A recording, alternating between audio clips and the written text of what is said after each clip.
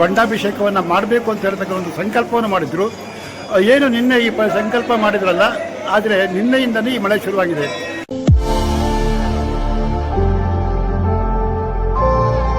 ಅಂದರೆ ಈ ವರ್ಷ ಮಳೆ ತುಂಬ ಕಡಿಮೆ ಇತ್ತು. ನಿನ್ನೆ ತನಕ ಮಳೆ ಬರಲಿಲ್ಲ. ಆ ಮಳೆ ಮತ್ತು ಬೆಳೆ ಮತ್ತು ಇರುವಂತಹ ಆ ಭಕ್ತರಿಗೆಲ್ಲರಿಗೂ ಸುಖ ಆಗಬೇಕು ಉದ್ದೇಶಕ್ಕೆ ನಾವು ಸಂಕಲ್ಪ ಮಾಡಿದ್ದೇವೆ. ಸಂಕಲ್ಪ ಮಾಡಿದ ನಂತರ ನಿನ್ನೆ ಸಂಜೆಯಿಂದ ಮಳೆ ಪ್ರಾರಂಭ ಆಗಿದೆ.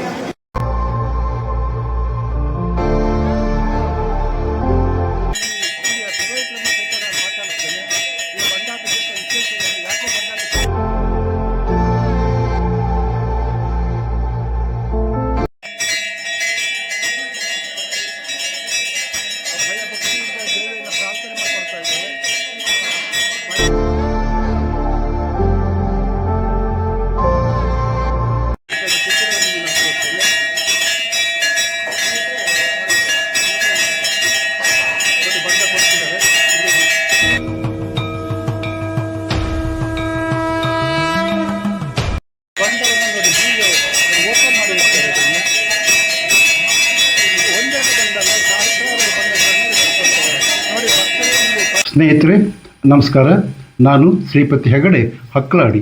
ನನ್ನೆಲ್ಲ ಮೀಡಿಯಾ ಫೋಕಸ್ ವೀಕ್ಷಕ ಮಿತ್ರರಿಗೆ ಸ್ವಾಗತ.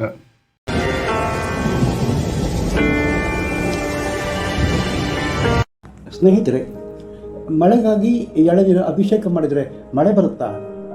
ಪವಾಡವ ಅಥವಾ ವಿಜ್ಞಾನಕ್ಕೆ ಮೀರಿದ ಶಕ್ತಿ ಇದೆಯಾ? ಜನರ ನಂಬಿಕೆ ಪ್ರಕೃತಿ ಅಷ್ಟೇ ಅಲ್ಲ ರೀ, ದೇವರ ಮೇಲೂ ಇರುತ್ತೆ. ಹಾಗಾಗಿ ರಾಜ್ಯದ ಅನೇಕ ದೇವಾಲಯಗಳಲ್ಲಿ ಮಳೆಗಾಗಿ ವಿಶೇಷ ಪೂಜೆ, ಪರ್ಜನ್ಯ ಜಪ, ವರುಣ ಜಪ, ರುದ್ರಾಭಿಷೇಕ, ಸಹಸ್ರ ಕಲಶಾಭಿಷೇಕ, ಬಂಡಾಭಿಷೇಕ ಅಂದರೆ ಎಳನೀರು ಅಭಿಷೇಕ, ಹೋಮ ಹವನ ಸಂಕಲ್ಪ ಪೂಜೆ, ಹೀಗೆ ಹಲವು ಆಚರಣೆ ಇಂದಿಗೂ ಸಹಿತ ಜೀವಂತ ಆಗಿದೆ. ಗೆಳೆಯರೆ, ಉಡುಪಿ ಜಿಲ್ಲೆ ಸೌಕೂರು ಶ್ರೀ ದುರ್ಗಾ ಪರಮೇಶ್ವರಿ ದೇವಸ್ಥಾನದಲ್ಲಿ ಮಳೆಗಾಗಿ ಎಳನೀರು ಅಭಿಷೇಕ ನಡೆಯಿತು. ಭಕ್ತರು ಉತ್ತಮ ಮಳೆ, ಬೆಳೆ, ಸಮೃದ್ಧಿ ಮತ್ತು ಲೋಕಕ್ಷೇಮಕ್ಕಾಗಿ ಪ್ರಾರ್ಥಿಸಿದರೆ ಕಾಕತಾಳಿಯೋ ಅಥವಾ ವರುಣನ ಕೃಪೆಯೋ ಗೊತ್ತಿಲ್ಲ ರೀ, ಬಂಡಾಭಿಷೇಕ ಸಂಕಲ್ಪದ ಮರುಗಳಿಗೆ ಮಳೆ ಸುರಿದಿದೆ.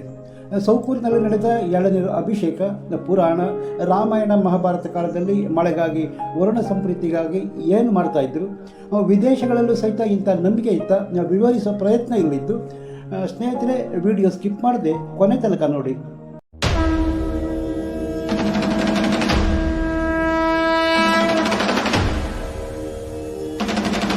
ದೇವರ ಭಕ್ತಿಯಿಂದ ಪ್ರಾರ್ಥಿಸಿದರೆ ಪ್ರಕೃತಿ ಸ್ಪಂದಿಸುತ್ತೆ ಎನ್ನುವುದು ನಂಬಿಕೆ. ಪುರಾಣದಲ್ಲಿ ಪರ್ಜನ್ಯ ದೇವರ ಪ್ರಸನ್ನಗೊಳಿಸಲು ಯಜ್ಞ ಜಪಗಳ ಉಲ್ಲೇಖನೂ ಇದೆ. ಆದರೆ ವಿಜ್ಞಾನ ಹೇಳೋದು ಮಳೆ ವಾತಾವರಣ ಒತ್ತಡ, ತೇವಾಂಶ, ಗಾಳಿಯ ಚಲನೆ, ಮೋಡಗಳ ರಚನೆ ಸೇರಿ ಹಲವು ನೈಸರ್ಗಿಕ ಕ್ರಿಯೆಗಳ ಫಲಿತಾಂಶ ಮಳೆ. ಪೂಜೆ ನಡೆದ ಸಮಯದಲ್ಲಿ ಮಳೆ ಬಂದರೆ ವೈಜ್ಞಾನಿಕವಾಗಿ ಕಾಕತಾಳೀಯ ಘಟನೆ. ಹಾಗಾದರೆ ಸತ್ಯ ಯಾವುದು? ಬಹುಶಃ ಇದಕ್ಕೆ ಉತ್ತರ ಇರಲಿಕ್ಕಿಲ್ಲ. ನಂಬಿಕೆ ಇರೋವರಿಗೆ ಅದು ದೇವರ ಕೃಪೆ, ವಿಜ್ಞಾನ ಪ್ರಕೃತಿ ನಿಯಮ. ಆದರೆ ಒಂದು ವಿಷಯ ಸತ್ಯ, ಮಳೆ ಬಂದರೆ ರೈತರ ಮೊಗದಲ್ಲಿ ನಗು ಹರಡೋದಂತೂ ಸತ್ಯ. ಭೂಮಿ ಹಸಿರಾಗುತ್ತೆ, ಜೀವ ಜಗತ್ತು ಸಂಭ್ರಮಿಸುತ್ತೆ. ನಮ್ಮ ನಂಬಿಕೆಯಂತೆ ಪೂಜೆ ಮಾಡಿದರೆ ತಪ್ಪೇನು? ವಿಜ್ಞಾನಿಗಳು ಕಾರಣ ಹುಡುಕ್ತಾರೆ. ಎರಡರ ನಡುವೆ ಪರಸ್ಪರ ಗೌರವ ಇರಬೇಕಲ್ವಾ? ನಮ್ಮಲ್ಲೊಂದು ಗಾದೆ ಮಾತಿದೆ, ಅಜ್ಜಿಗೆ ಅರಿವೆ ಚಿಂತೆಯಾದರೆ ಮೊಮ್ಮಗಳಿಗೆ ಮದುವೆ ಚಿಂತೆಯಂತೆ. ಇಡೀ ರಾಜ್ಯ ಮಳೆ ಇಲ್ಲದೆ ಬೇಯ್ತಾ ಇದ್ದರೆ ನಮ್ಮ ಜನಪ್ರತಿನಿಧಿಗಳು ಸಚಿವ ಸ್ಥಾನ ಲಾಭಿಗಾಗಿ ದೆಹಲಿಯಲ್ಲಿ ಬೀಡಿ ಬಿಟ್ಟಿದ್ದಾರೆ. ಇವರಿಗೆ ಜನರ ಕಲ್ಯಾಣದ ಬಗ್ಗೆ ಕಿಂಚಿತ್ತಾರು ಗೌರವ ಇದೆಯಾ? ಇವರು ಗೆಲ್ಲೋ ತನಕ ಸಾರ್ವಜನಿಕ ಪ್ರೀತಿ, ಗೆದ್ದ ನಂತರ ಮಂತ್ರಿಯಾಗೋ ಹಪಾಪಿ. ಇಂಥವರು ಇರೋ ನಾಡಲ್ಲಿ ಮಳೆ ಬೆಳೆ ಬರೋದಾದರೂ ಹೇಗಿರಿ? ಸ್ನೇಹಿತರೆ, ಮಳೆಗಾಗಿ ಪ್ರಾರ್ಥನೆ, ಅಭಿಷೇಕ, ಯಜ್ಞ ಇವತ್ತಿನ ಆಚರಣೆ ಅಲ್ಲರಿ, ಸಾವಿರಾರು ವರ್ಷಗಳ ನಂಬಿಕೆ. ಸ್ಥಳ ಪುರಾಣ ಇದೆ. ಋಷಶೃಂಗ ದೇವಸ್ಥಾನ ಮಳೆ ದೇವರು ಎನ್ನಲಾಗುತ್ತಿದ್ದು, ಇಂದಿನ ಮುಖ್ಯಮಂತ್ರಿ DK ಶಿವಕುಮಾರ್ ಒಮ್ಮೆ ಇದೇ ದೇವಸ್ಥಾನದಲ್ಲಿ ಮಳೆಗಾಗಿ ಪೂಜೆ ಸಲ್ಲಿಸಿದರು. ಆ ವರ್ಷ ಮಳೆ ಕೂಡ ಆಗಿತ್ತು. ಪ್ರಸಿದ್ಧ ಕಟೀಲು ಕ್ಷೇತ್ರ ಸ್ಥಳ ಪುರಾಣದಲ್ಲಿ ಮಳೆ ಮತ್ತು ನೀರಿನ ಮಹತ್ವ ಸಾರುವ ಅದ್ಭುತ ಕಥೆಯೂ ಇದೆ ರೀ. ಒಂದು ಕಾಲದಲ್ಲಿ ಭೂಲೋಕದಲ್ಲಿ ಭೀಕರ ಬರಗಾಲ, ಮಳೆ ಇಲ್ಲ, ನದಿಗಳಲ್ಲಿ ನೀರು ಇಲ್ಲ, ಬೆಳೆ ಇಲ್ಲ. ಮಳೆನೇ ಇಲ್ಲದ ಮೇಲೆ ಇನ್ನು ಬೆಳೆ ಹೇಗಾಗುತ್ತೆ? ಜನ, ಜಾನುವಾರು, ಪಕ್ಷಿ ನೀರಿಲ್ಲದೆ ಸತ್ತು ಹೋಗ್ತಾ ಇದ್ದು, ಇಂಥ ಪರಿಸ್ಥಿತಿ ಕಂಡು ಮುರುಗಿದ ಜಾಬಾಲಿ ಮುನಿ ಹೃದಯ ಕರಗಿ ಹೋಗುತ್ತೆ. ಮಳೆಗಾಗಿ ಕಾಮಧೇನು ಪುತ್ರಿ ನಂದಿನಿಯನ್ನು ಭೂಲೋಕಕ್ಕೆ ತರಬೇಕಿತ್ತು. ಜಾಬಾಲಿ ಮುನಿ ತಪಸ್ಸಿನ ಫಲದಿಂದ ಇಂದ್ರ ಲೋಕಕ್ಕೂ ಹೋಗ್ತಾನೆ. ನಂದಿನಿ ಕಳಿಸ್ಕೊಡುವಂತೆ ಇಂದ್ರನನ್ನು ಕೇಳ್ತಾನೆ. ಆದರೆ ಇಂದ್ರ ನಂದಿನಿ ಸ್ವ ಇಚ್ಛೆಯಿಂದ ಬಂದರೆ ಕರ್ಕೊಂಡು ಹೋಗು ಮಾರಾಯ ಅಂತಾನೆ. ಜಾಬಾಲಿ ಮುನಿ ನಂದಿನಿಯನ್ನು ಭೂಲೋಕಕ್ಕೆ ಬರುವಂತೆ ವಿನಂತಿ ಮಾಡ್ತಾನೆ. ಆದರೆ ನಂದಿನಿ ಅಧರ್ಮ, ಪಾಪ ಮತ್ತು ದುಷ್ಟರೆ ತುಂಬಿರೋ ಭೂಲೋಕಕ್ಕೆ ಬರುವುದಿಲ್ಲ ಅಂತ ನಿರಾಕರಿಸ್ತಾಳೆ. ಲೋಕದ ಜೀವಿಗಳ ಉಳಿಸಬೇಕೆಂಬ ಸಂಕಲ್ಪದಿಂದ ಜಾಬಾಲಿ ಮುನಿ ಕೋಪಗೊಂಡು ನಂದಿನಿಗೆ ಶಾಪ ಕೊಡ್ತಾನೆ. ಶಾಪದ ಫಲ ನಂದಿನಿ ನದಿಯಾಗಿ ಹರಿಯಲು ಪ್ರಾರಂಭಿಸ್ತಾಳೆ ಎಂಬುದು ಕಟೀಲು ಕ್ಷೇತ್ರದ ಸ್ಥಳ ಪುರಾಣದಲ್ಲಿರುವ ನಂಬಿಕೆ. ಈ ನದಿಯೇ ನಂದಿನಿ. ಇದೇ ನದಿ ಮಧ್ಯೆ ಕಟೀಲು ಶ್ರೀ ದುರ್ಗಾ ಪರಮೇಶ್ವರಿ ದೇವಿಯ ಸನ್ನಿಧಿಯೂ ಇದೆ. ಇನ್ನು ಜನಪದ ನಂಬಿಕೆ ಪ್ರಕಾರ ಕಪ್ಪೆ ಮದುವೆ, ಕತ್ತೆ ವಿವಾಹ ನಡೆಸೋದೂ ಇದೆ. ಗೋಪೂಜೆ ಕೂಡ ಒಂದು ಪದ್ಧತಿ. ಇನ್ನು ರಾಮಾಯಣ ಮತ್ತು ಮಹಾಭಾರತದಲ್ಲಿ ಬರಗಾಲ ಬಂದಾಗ ಋಷಿಗಳು ಯಜ್ಞಗಳನ್ನು ನಡೆಸಿದ ಉಲ್ಲೇಖ ಸಿಗುತ್ತೆ.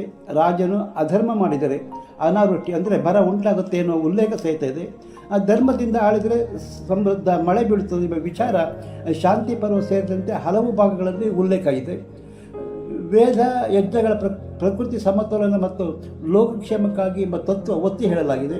ಋಗ್ವೇದದ ಪರ್ಜನ್ಯ ಸೂಕ್ತ 5.83 ಸಂಪೂರ್ಣ ಮಳೆ ಪರಿಸುವ ಪರ್ಜನ್ಯ ದೇವರನ್ನು ಸ್ತುತಿಸುತ್ತದೆ. ಇದು ಮಳೆಗಾಗಿ ಪ್ರಾರ್ಥಿಸುವ ಅತ್ಯಂತ ಪ್ರಾಚೀನ ವೇದ ಮಂತ್ರಗಳಲ್ಲಿ ಒಂದು. ಅಮೆರಿಕದ ಮೂಲ ನಿವಾಸಿಗಳು ಮಳೆ ನೃತ್ಯ ಮೂಲಕ ಮಳೆಗಾಗಿ ಪ್ರಾರ್ಥಿಸುತ್ತಿದ್ದರು. ಆಫ್ರಿಕಾದ ಅನೇಕ ಬುಡಕಟ್ಟು ಸಂಪ್ರದಾಯಗಳಲ್ಲಿ ರೈನ್ ಮಾರ್ಕರ್ ಅಂದರೆ ಆಧ್ಯಾತ್ಮಿಕ ನಾಯಕರುಗಳು ಮಳೆಗಾಗಿ ವಿಶೇಷ ವಿಧಿ ನೀಡುತ್ತಾ ಇದ್ದರು. ಚೀನಾ ದೇಶ ಡ್ರಾಗನ್ ದೇವರ ಮಳೆಯೊಂದಿಗೆ ಸಂಬಂಧಿಸಿ ಪೂಜೆ ಮಾಡ್ತಿದ್ದರು. ಜಪಾನ್ ಮಳೆಗಾಗಿ ಹಾಗೂ ಮಳೆ ನಿಲ್ಲಿಸಲು ಕೂಡ ಪ್ರಾರ್ಥನೆ ಮಾಡುವ ಸಂಪ್ರದಾಯ ಇದೆ. ಥೈಲ್ಯಾಂಡ್ ಮತ್ತು ಕಾಂಬೋಡಿಯಾದಲ್ಲಿ ಬೌದ್ಧ ಸಂಪ್ರದಾಯದಲ್ಲಿ ಮಳೆಗಾಗಿ ವಿಶೇಷ ಪ್ರಾರ್ಥನೆ ನಡೆಯುತ್ತೆ. ಯುರೋಪ್ ಕ್ರಿಸ್ತ ಸಂಪ್ರದಾಯದಲ್ಲಿ ಬರಗಾಲದ ಸಮಯ ಮಳೆಗಾಗಿ ವಿಶೇಷ ಸಾಮೂಹಿಕ ಪ್ರಾರ್ಥನೆ ಕೂಡ ಮಾಡ್ತಾರೆ ಎನ್ನಲಾಗುತ್ತೆ. ಮಳೆಗಾಗಿ ಪ್ರಾರ್ಥಿಸುವುದು ಕೇವಲ ಭಾರತದ ಸಂಪ್ರದಾಯ ಅಲ್ಲ. ಸಾವಿರಾರು ವರ್ಷಗಳಿಂದ ಜಗತ್ತಿನ ಅನೇಕ ಸಂಸ್ಕೃತಿಗಳು ಪ್ರಕೃತಿಯ ಮುಂದೆ ವಿನಮ್ರವಾಗಿ ನಿಂತು ಮಳೆಯ ಬೇಡಿಕೆ ಇಟ್ಟಿವೆ. ಭಕ್ತರ ದೃಷ್ಟಿಯಲ್ಲಿ ಇದು ದೇವರ ಮೇಲಿನ ನಂಬಿಕೆ, ವಿಜ್ಞಾನದ ದೃಷ್ಟಿಯಲ್ಲಿ ಮಳೆ ನೈಸರ್ಗಿಕ ಪ್ರಕ್ರಿಯೆ. ಈ ಎರಡೂ ದೃಷ್ಟಿಕೋನಗಳು ಸಮಾಜದಲ್ಲಿ ಜೊತೆಯಾಗಿ ಅಸ್ತಿತ್ವದಲ್ಲಿವೆ.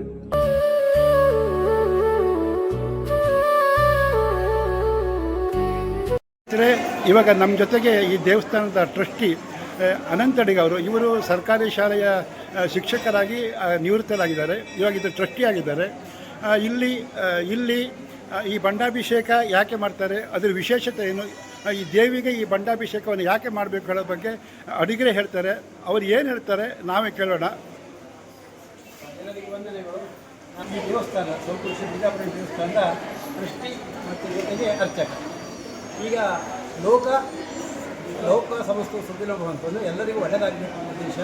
ಅದಕ್ಕೋಸ್ಕರ ನಾವು ನಮ್ಮ ದೇವಸ್ಥಾನದಲ್ಲಿ ಈ ಶಿವಾಳಾಭಿಷೇಕವನ್ನು ಇಟ್ಕೊಂಡಿದ್ದೇವೆ.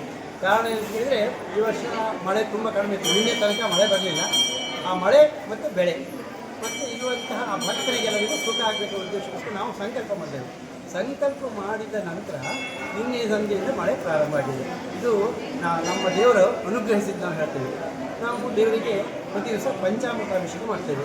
ಪಂಚಾಮೃತಾಭಿಷೇಕ ಅಂದರೆ ಹಾಲು, ಮೊಸರು, ತುಪ್ಪ, ಜೇನು, ಸಕ್ಕರೆ ಇದಿಷ್ಟು ಅಭಿಷೇಕ ಆದಮೇಲೆ ಶಿವಾಳಾಭಿಷೇಕ ಅಂದರೆ ಬೊಂಡಾಭಿಷೇಕ ಪ್ರತಿ ದಿವಸ ಮಾಡ್ತೇವೆ. ಆದರೆ ಈ ಮಳೆ ಬರುವ ಉದ್ದೇಶಕ್ಕೋಸ್ಕರ ರುದ್ರ ಹೇಳಿ ಶಿವಾಳ ಅಭಿಷೇಕ ಮಾಡ್ತೇವೆ. ರುದ್ರ ಹೇಳಿದರೆ ಮಳೆ ಬರ್ತದೆ, ವಿಶ್ವರಿಗೆ ರುದ್ರಾಭಿಷೇಕ ಮಾಡಿದ್ರೆ ಮಳೆ ಬರ್ತದೆ ಅಂತ ಮೊದಲಿಂದ ಇದ್ದ ಒಂದು ವಾಡಿತ್ತು. ಅದೇ ರೀತಿಯಲ್ಲಿ ನಮ್ಮ ಅಮ್ಮನಿಗೆ ರುದ್ರ ಹೇಳಿ ಇವತ್ತು ಅಭಿಷೇಕವನ್ನು ಬೊಂಡಾಭಿಷೇಕವನ್ನು ಮಾಡಿದ್ದೇವೆ. ಜನರ ಒಳ್ಳೆಯ ಸ್ಪಂದನ ಉಂಟು. ಮಾಡಿದ ಸಂಕಲ್ಪ ಮಾಡಿದ ಕ್ಷಣ ಮಳೆ ಪ್ರಾರಂಭ ಆಗಿದೆ. ಈ ಶಿಯಾಳ ಅನ್ನೋದು ನಾವು ಗೊತ್ತಿರ್ಬೋದು, ಮನುಷ್ಯರು ಸಹ ನಾವು ನಿಶ್ಶಕ್ತಿಯಾದಾಗ ಶಿವಾಳನ್ನು ಕೊಡ್ತೇವೆ. ಹಾಗೆ ನಾವು ಅಮ್ಮನವರಿಗೆ ಎದುರು ಕೊಟ್ಟಾಗ ಒಂದು ಶಕ್ತಿ ಬರ್ತದೆ, ಊರು ಒಳ್ಳೆಯದಾಗ್ತದೆ ಎಂಬ ಉದ್ದೇಶ. ಲೋಕ ಸಮಸ್ಯೆ ಸುಖಲಭವಂತು ಸರ್ವೇ ಜನ ಸುಖಲಭವಂತು ಅಂತ ಹೇಳಿದ ಹಾಗೆ ಎಲ್ಲರೂ ಸುಖವಾಗಿರಬೇಕು, ಲೋಕಕ್ಕೆ ಒಳ್ಳೆಯದಾಗಬೇಕು, ಮಂಗಳ ಆಗಬೇಕು ಎಂಬ ಉದ್ದೇಶಕ್ಕೋಸ್ಕರ ನಾವು ಈ ಶಿವಾಳಾಭಿಷೇಕವನ್ನು ಇಟ್ಟಿದ್ದೇವೆ. ಅದಕ್ಕೆ ನಮ್ಮ ಅಮ್ಮ ಈ ಮಾಡಿದ ಕಾರ್ಯಕ್ಕೆ ಸಂತುಷ್ಟಳಾಗಿದ್ದಾಳೆ. ಉದ್ದೇಶ ಇಷ್ಟೇ ಮಳೆ ಪ್ರಾರಂಭ ಆಗಿದೆ. ಇದು ಒಳ್ಳೆಯ ಶುಭ ಲಕ್ಷಣ ಅಂತ ಹೇಳ್ತೇವೆ. ಸರ್ವೇ ಜನ ಸುಖಿನೋ ಭವಂತು. ಅಲ್ಲ, ಇವಾಗ ಅಡಿಗರೆ ಪರ್ಜನ್ಯ ಜಪ ಮಾಡ್ತಾರೆ, ಪರ್ಜನ್ಯ ಹೋಮ ಮಾಡ್ತಾರೆ. ಈ ಬಂಡಾಭಿಷೇಕ ಇಂತಿಷ್ಟೇ ಮಾಡಬೇಕು ಅಂತ ಏನಾದರೂ ನಿಯಮ ಇದೆಯಾ? ಇಲ್ಲ, ನಮಗೆ ಉದ್ದೇಶ ಬಂಡಾಭಿಷೇಕ ರುದ್ರ ಹೇಳಬೇಕೆಂಬ ಉದ್ದೇಶ. ರುದ್ರಾಭಿಷೇಕ ಮಾಡಿದರೆ ರುದ್ರ ಹೇಳಿ ಬಣ್ಣಾಭಿಷೇಕ ಮಾಡಿದರೆ ಮಳೆ ಬರ್ತದೆ. ಯಾರು ಬಣ್ಣ ತಂದುಕೊಟ್ಟರೆ ಅವ್ರಿಗೆ ಮಾತ್ರ ಮಳೆ ಬರುವುದಿಲ್ಲ, ಈ ಊರಿಗೆ ಇಡೀ ಲೋಕಕ್ಕೆ ಮಳೆ ಬರ್ತದೆ. ನಮ್ಮ ಈ ಪ್ರಾಂತ್ಯಕ್ಕೆಲ್ಲ ಈ ನಮ್ಮ ದೇವರು ಈ ಒಂದು 4-5 ಗ್ರಾಮಕ್ಕೆ ಇವಳು ಒಡೆಯಲಾಗಿದ್ದಾಳೆ. ಆ ಉದ್ದೇಶಕ್ಕೆ 5 ಗ್ರಾಮದಿಂದ ಈ ವರ್ಷ 2,500-3,000 ಬೊಂಡ ಬಂದಿದೆ ಇವತ್ತು. ಅದರಿಂದ ಎಲ್ಲ ಈಗ 5 ಗ್ರಾಮ ಮಾತ್ರ ಅಲ್ಲ, ನಮಗೆ ಇಡೀ ರಾಜ್ಯ ಇಡೀ ದೇಶ ಸುಖ ಆಗಿರಬೇಕು ಅನ್ನೋ ಉದ್ದೇಶಕ್ಕೋಸ್ಕರ ನಾವು ಮಾಡಿದ್ದೇವೆ.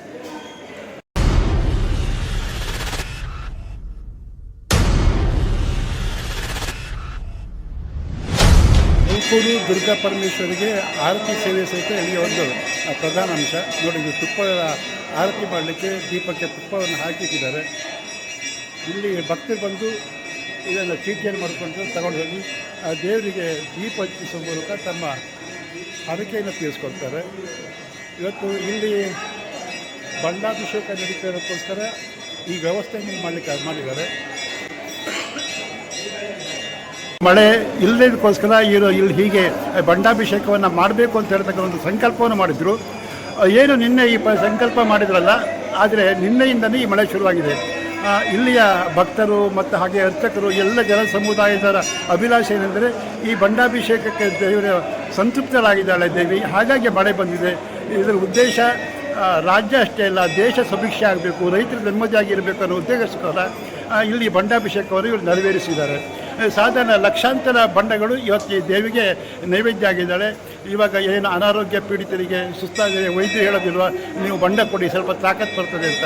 ಇವತ್ತು ಏನು ದೇವಿ ನಿಶಕ್ತಳಾಗಿದ್ದಳೋ ಅವಳಿಗೆ ಬಣ್ಣಾಭಿಷೇಕದ ಮೂಲಕ ಶಕ್ತಿ ತುಂಬುವ ಮೂಲಕ, ಆ ಶಕ್ತಿಯ ಮೂಲಕ ಇಡೀ ದೇಶ ಸುಭಿಕ್ಷೆ ಆಗುವ ಕೆಲಸ ಇಲ್ಲಿ ಆಗಿದೆ, ಈ ದೇವಸ್ಥಾನದಲ್ಲಾಗಿದೆ.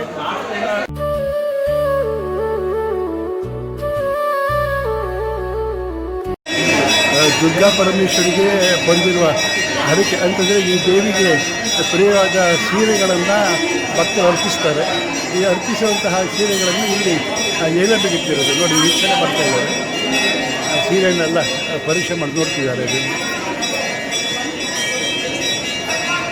ಯಾರು ಭಕ್ತರಿಗೆ ಇಷ್ಟ ಆದರೆ ದೇವಿ ಮೇಲಿನ ನಂಬಿಕೆ ಶ್ರದ್ಧೆ ಇರೋರು ಇಲ್ಲಿಯ ಸೀರೆಯನ್ನು ಪರ್ಚೇಸ್ ಮಾಡ್ತಾರೆ. ಕ್ಷೇತ್ರದಲ್ಲಿ ನಡೆಯುವ ಸೇವಾ ಲಿಸ್ಟ್ ಇದು ನಿಮಗೊಂದು ಸಮಯ ತೋರಿಸ್ಬಿಡ್ತೇನೆ. ನಿಮ್ಗೆ ಯಾರಾದರೂ ಬರೋವರಿಗೆ, ಸೇವೆ ಮಾಡೋವರಿಗೆ ಪರಿಚಯ ಗೊತ್ತಾಗಲಿರೋಕ್ಕೋಸ್ಕರ ಇದು ಸೇವಾ ಲಿಸ್ಟು. ಈ ಸೋಂಪೂರು ದುರ್ಗಾ ಪರಮೇಶ್ವರಿ ದೇವಸ್ಥಾನದಲ್ಲಿ ನಡೆದಿರುವ ಈ ಬಣ್ಣಾಭಿಷೇಕ, ಮಳೆಗೋಸ್ಕರ ನಡೆದಿರುವ ಬಣ್ಣಾಭಿಷೇಕದ ಮಾಹಿತಿಯನ್ನು ನಾನು ನಿಮಗೆ ಕೊಟ್ಟೆ. ಇದು ಸೋಂಪೂರು ದೇವಸ್ಥಾನದ ದುರ್ಗಾ ಪರಮೇಶ್ವರಿ ದೇವಸ್ಥಾನದ ನಂದಿ ಮಂಟಪ ಹತ್ತಿರ ನಾನು ಇಲ್ಲಿದ್ದೇನೆ. ಇಲ್ಲಿ ಜನದಟ್ಟಣೆ ಇದೆ. ಸ್ನೇಹಿತರೆ, ಈ ದೇವರಿಗೆ ಬಣ್ಣಾಭಿಷೇಕ ಮತ್ತು ಈ ಧಾರ್ಮಿಕ ಕಾರ್ಯಕ್ರಮದ ಬಗ್ಗೆ ನಿಮ್ಮ ಅಭಿಪ್ರಾಯ ಏನು? ಈ ಬಣ್ಣಾಭಿಷೇಕ ಮಾಡೋದ್ರಿಂದ ಮಳೆ ಬರ್ತದ? ನಿಮ್ಮ ಅಭಿಪ್ರಾಯವನ್ನು ಕಾಮೆಂಟ್ ಮಾಡಿ. ನಿಮಗೆ ಈ ವಿಡಿಯೋ ಇಷ್ಟವಾದರೆ ಮೀಡಿಯಾ ಫೋಕಸ್ ಚಾನಲ್ ಸಬ್ಸ್ಕ್ರೈಬ್ ಮಾಡಿ, ಲೈಕ್ ಹಾಗೂ ಶೇರ್ ಮಾಡೋದು ಮರಿಬೇಡಿ. ಮತ್ತೊಂದು ಹೊಸ ವಿಷಯದೊಟ್ಟಿಗೆ ನಾನು ನಿಮ್ಮ ಮುಂದೆ ಬರ್ತೇನೆ. ಅಲ್ಲಿಯ ತನಕ ನಮಸ್ಕಾರ. ಜೈ ಕರ್ನಾಟಕ, ಜೈ ಹಿಂದ್.